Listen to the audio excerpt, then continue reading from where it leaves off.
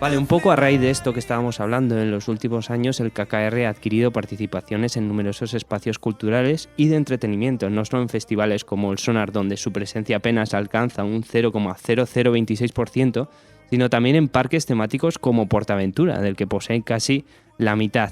Sin embargo, las reacciones ante estas realidades son muy desiguales. Mientras en algunos casos se promueven campañas de boicot, en otros la vinculación pasa completamente desapercibida. Nadie dice, no me voy a montar en el Dragon Khan porque el 50% lo maneja KKR. Entonces, ante todas estas contradicciones, surge una cuestión inevitable. ¿Hay una forma correcta de boicotear desde la cultura? ¿Creéis que el boicot es realmente una herramienta efectiva o más bien un gesto simbólico? ¿Qué opinas de esto, Ana? ¿O qué opináis desde el BDS? Nosotros creemos que el boicot no es un gesto simbólico. Es una herramienta que se ha probado efectiva a lo largo de la historia. Al final, cuando hablamos de boicot, pensamos en simplemente un boicot de consumo. Muchas veces cuando el boicot son muchísimas cosas, ¿no? También es pedir a la Universidad de Granada que corte relaciones, aunque eso está entre el boicot y la desinversión, pero bueno, lo metemos dentro de algo que llamamos boicot académico, ¿no? En este programa realmente estamos hablando del boicot cultural, entonces me voy a intentar centrar un poco en eso y poner ejemplos de victorias realmente históricas que prueban que el boicot es un arma que tenemos los pueblos para mostrar nuestro descontento, y es una forma de resistencia pacífica también. Y esto es importante, ¿no?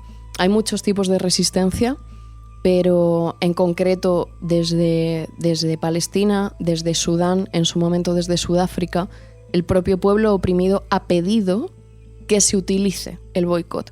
Si los pueblos lo piden es porque funciona realmente, ¿no? Por ejemplo, cuando hablamos de que en Sudáfrica el boicot artístico tuvo un papel fundamental en el aislamiento del régimen de apartheid, hablamos en concreto de que en 1954 se crea en Inglaterra, en UK, una plataforma que luego tiene muchísimo poder popular, digamos, que se llama Artistas contra el Apartheid, y es una plataforma de la que bebe directamente, por ejemplo, No Music for Genocide, que es, pues, no música para el genocidio, ¿no? Ambas plataformas, una hace mucho tiempo, otra ahora, reunieron a cientos de artistas, porque hay muchas artistas que dicen que se han sentido solas cuando han dicho que no a participar a un festival, sobre todo gente que no es tan conocida, que tiene una vida más precaria, que depende de actuar en festivales para ganarse el pan de alguna forma.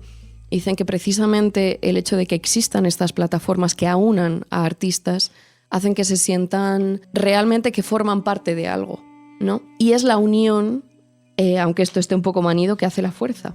Es que ha sido así, ¿no? Entonces, por ejemplo, cuando me voy a victorias concretas respecto a Sudáfrica, por poner un ejemplo más histórico que no tenga que ver con Palestina ahora mismo, el aislamiento consiguió que artistas del calibre de U2 o Springsteen cancelaran siendo cabezas de cartel en Sudáfrica.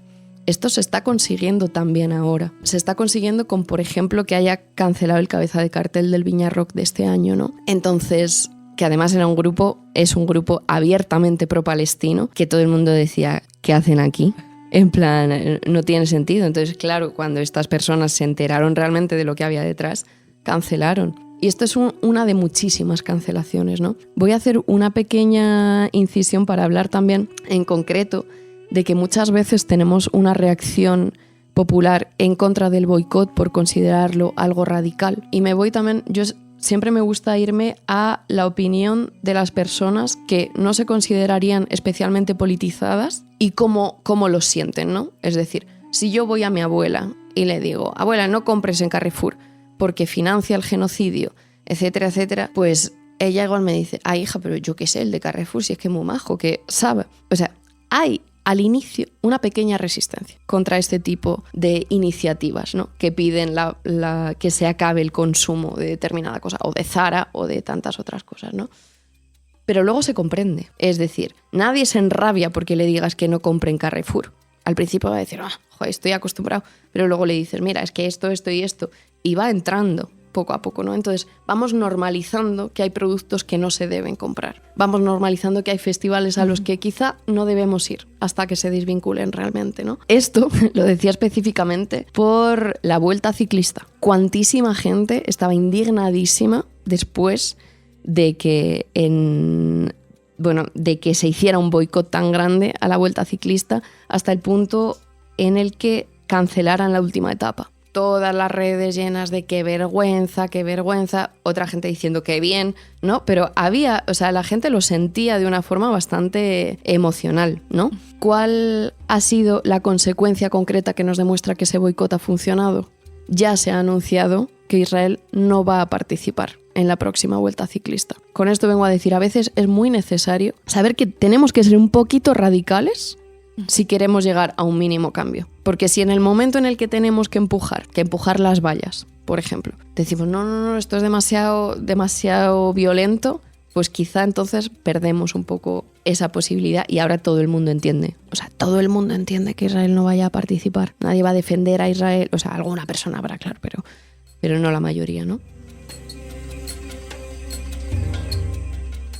Después, respecto a lo de PortAventura, me parece muy interesante. No se ha hecho una campaña tan grande con PortAventura como se ha hecho con festivales. Creo que tiene muchísimo que ver con el hecho de que los festivales en los que KKR tiene acciones, de alguna forma, están en todo el territorio español. Y PortAventura está solo en un lugar. Entonces, normalmente, por ejemplo, aquí tenemos CAF, que es una empresa vasca de ferrocarriles, y aquí en concreto BDS Granada hacemos boicot contra CAF. En País Vasco también hacen boicot contra CAF, pero igual en Barcelona, que no tienen una sede de CAF, no hacen boicot contra CAF. Como que creo que también es importante dividirnos las tareas, de alguna forma, ¿no? Saber qué tomamos y qué no como puntos calientes de boicot, digamos. Sí, hay una escritora navarra, que ahora mismo no me acuerdo el nombre, que precisamente ha renunciado a una beca, a un premio de 10.000 euros por un libro que ha escrito, porque uno de los inversores de esa beca era CAF. Entonces también lo importante que es hacer listas de cosas. El Viña Rock, el Sonar, ¿qué empresas son parte de esto? Carrefour, CAF, no sé qué. Entonces, la verdad es que la labor que estáis haciendo está marcando un antes y un después. Se puede decir que está funcionando, ¿no? Y la esperanza es importante también. Sí. Es decir, sentir que hay empresas cerrando en lugares, que hay contratos rescindiéndose, etcétera, gracias a ti y a otras miles de personas, eso es muy importante. O sea, la esperanza moviliza. Inspira también mucho. Yo quería también decir, ¿no? O sea, bueno, yo, como veis, como soy filósofo, pues gestiono las preguntas que me hacéis. Y en este caso, ¿no? ¿Es efectivo o es simbólico? Es efectivo porque también es simbólico, es decir, porque crea, digamos, una necesidad, ¿no? de posicionarse de una manera muy, muy determinada, que parece pequeña, pero que hace cotidiano el posicionarse respecto a este tema, lo inserta en tu vida cotidiana, y eso es muy importante, y de esa manera, o sea, como evita que esto decaiga y que se olvide. Es decir, el hecho de que ya no se pueda hablar de Eurovisión sin hablar de esta cuestión es fundamental, porque de Eurovisión se habla un montón. Entonces, si cada vez que se habla de Eurovisión es imposible hablar del tema sin que mencionemos la cuestión del boicot y el papel de que la participación de Israel, pues eso en sí es una victoria enorme a nivel simbólico. Completamente. Sí, que hay que buscar un poco la masividad y que en un futuro igual se contemple esta época como el momento en que se hizo boicot y no fijarnos tanto en casos concretos. Y bueno. A mí me gustaría añadir también que dentro del boicot hay en concreto una plataforma que se llama la PACBI, que es la campaña palestina para el boicot cultural a Israel, que es algo muy concreto, que se mete dentro también de BDS en muchos contextos. Y mucha gente se plantea por qué es tan importante que haya algo tan concreto para el boicot cultural. Y ahí yo quería decir una cosa que me parece que de alguna forma enraiza el resto de ideas que hemos estado hablando antes, y que es la propaganda.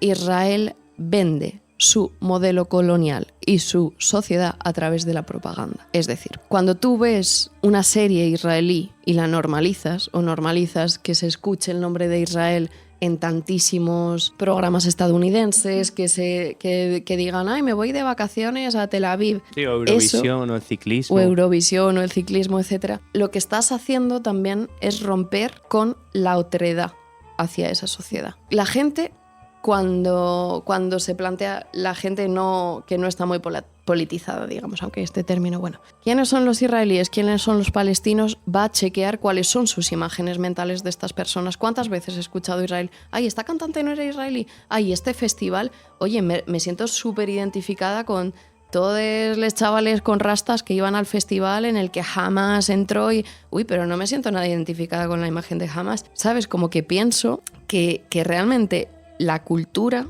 es un arma que muchísimos ministros israelíes, periodistas, etcétera, han llegado a decir incluso que no diferencian entre cultura y propaganda. Y esto está en la televisión israelí, ¿no? Entonces, pues eso, que demos una vuelta a cómo a través de la cultura se nos vende que una sociedad tiene un derecho legítimo a un territorio que no es suyo, concretamente. También decir, bueno, ya lo hemos dicho anteriormente, que KKR es el principal inversor de Axel Springer, un grupo dueño de grandes medios de comunicación israelíes.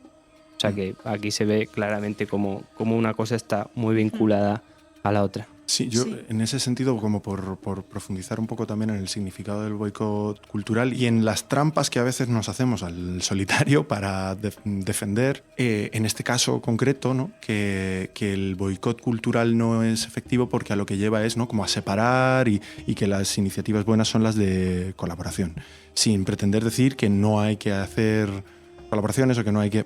Sí. Eso que has descrito tú acerca de la normalización, ¿no? Ese concepto de normalización de la existencia del Estado de Israel, como si existiera desde siempre y como si no se hubiera construido sobre la base de la Nakba y del expolio y de la ocupación ilegal y no hubiera sistemáticamente ignorado cualquier resolución internacional de Naciones Unidas y demás. Ese es el contexto dentro del cual hay que pensar si se colabora o no se colabora, si se hace boicot o no se hace boicot. La idea simplemente como de que la gente se reúna y hable y haga arte juntos, está muy bien, sí, es fantástico, y esto funciona cuando no hay un desbalance, un desequilibrio tan bestial. Uh-huh. Cuando estamos en este momento concreto de intensificación de un genocidio después de 75 años de expolio de la tierra palestina, etcétera, pues a lo mejor tienes que plantear de otros esquemas.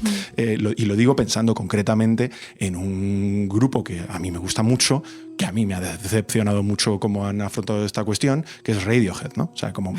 Dios, sí. Pues sí, ¿no? Sí, está muy bien la colaboración, pero la colaboración un poco en el aire, cuando solamente estás pensando realmente en lo que esto supone para ti, que es que mira, pues yo voy a estos sitios, tal, no sé qué, está muy bien, pero ¿qué pasa con eso, con el efecto general que tiene el aceptar todo ese trasfondo cultural de normalización y no estar activamente cuestionando estas cuestiones? Claro, es que al final es decir que no al poder blando israelí, es decir...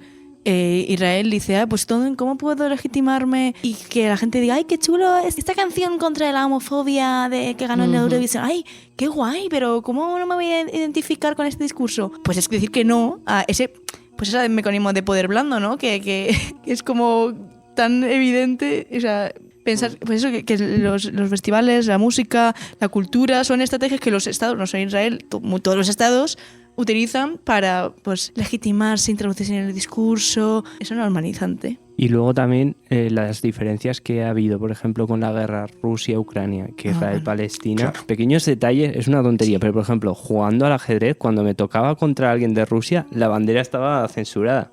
La bandera israelí sigue en el chess.com. Sí. Claro. O sea, ahí se nota la xenofobia también, que depende de donde miremos, importa una cosa u otra. Y los intereses geopolíticos. Sí, completamente. Sí.